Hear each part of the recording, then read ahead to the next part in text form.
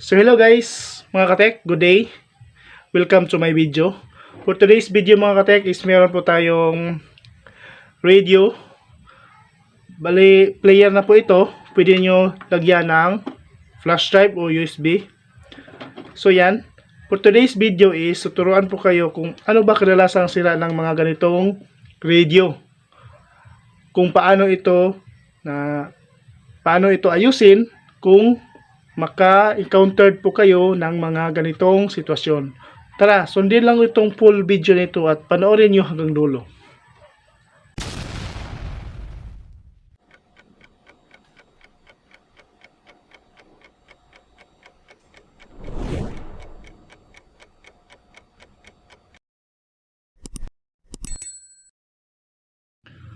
So ito guys, ito mga katek, nabaklas natin. So ito yun Ang problema nito mga katek is tinala na may-ari kasi natanggal dito. Tanggal yung sasakanan niya. Kaya dyan. Pero madali yang ayusin. So ang problema nito is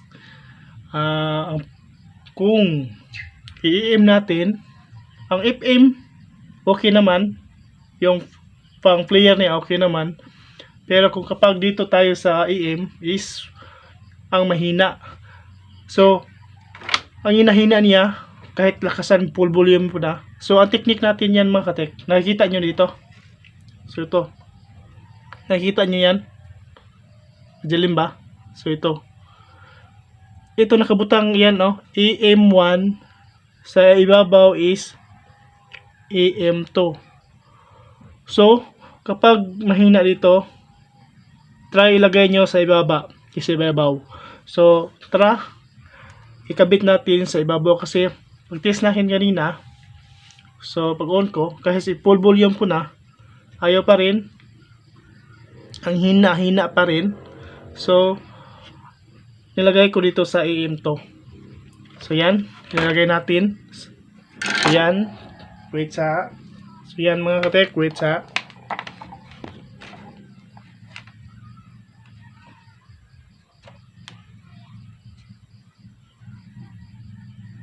So yan guys. So napalit ko na. Dito yung kanina dito, tapos nilagay ko sa ibabaw, sa itaas. So yan, but ito yung ICs ng ating EM radio. So yan. So iti-test natin ulit, isasaksak lang natin kung ang EM niya is kahit i-full volume o hinaan mo is gagana na ba. So wait lang, i-on ko muna, isaksak ko muna. So yan, naka-power na po yan.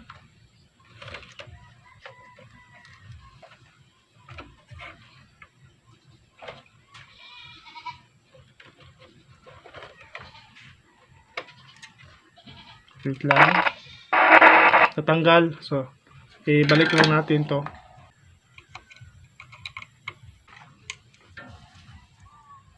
So yan, nasolda na natin. So isaksak natin ulit.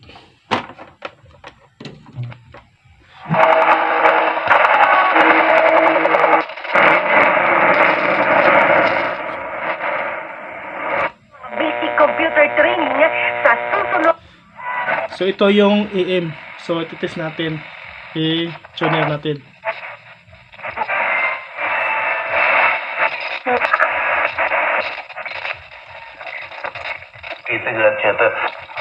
So yan, nakita nyo mga tek is meron na, naganap na siya ng mga stasyon. So yan, so meron na siyang, so yan mga tek. So isa lang yung technique na yan. So kung sakali lang yung EM nyo is hindi siya magana, so ito, ulitan nyo na ito. Kung hindi, may EM1, EM2, so ilagay nyo sa EM2. So yan. Sa isa pang mga katek, isa pang kadalasan sila dito is ang IC nito. Ito, kita nyo, yan. Kapag iharap ko yan, ito yung IC niya para sa main niya IC. So yan. minsan walang power, minsan hindi tumutunog, may power. Ito yung problema. Ito yung IC niya, mapalitan natin. So yan, ito.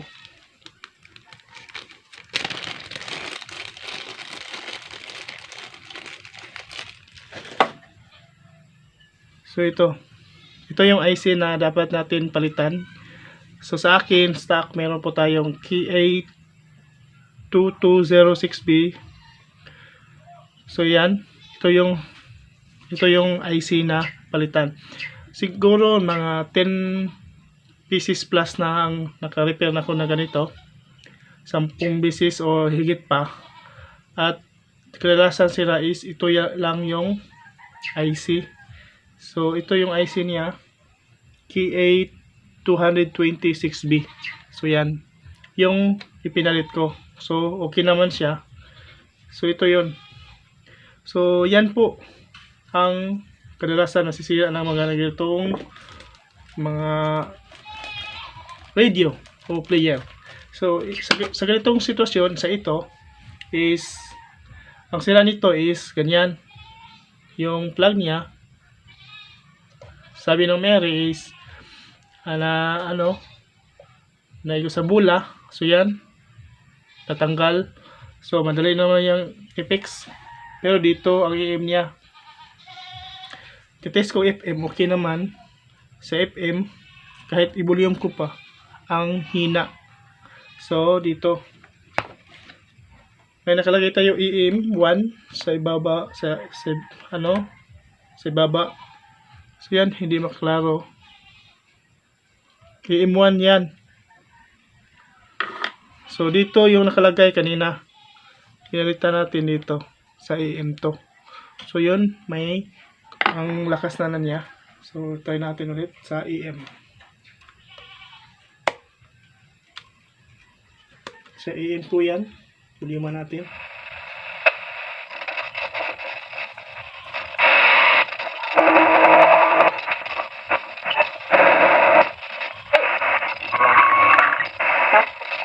Produce information.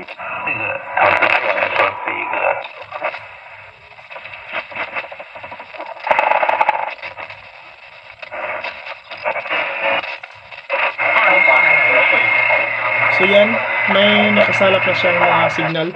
So malakas na rin. So yan, malakas na. Kanina is ang hina-hina niya. Kahit palakasan ko pa yung volume na isa, pa rin. So yun lang. So yun lang guys. So mga kapit, hope meron po tayong natutunan. So kung bago po kayo sa channel, subscribe naman and click may notification bell para updated po kayo sa panibagong video. So yan, ito po yung sa AM, sa FM naman dyan. So ito yung main natin. Ito yung kadalasan sila. Ito. So yan mga katek, thank you for watching. Have a nice day. That's all for today mga katek. Hope meron po tayo natutunan sa araw na ito. Thank you and God bless. Maraming salamat. At don't forget to subscribe and click notification bell para updated po kayo sa panibagong video ko. Thank you and have a nice day.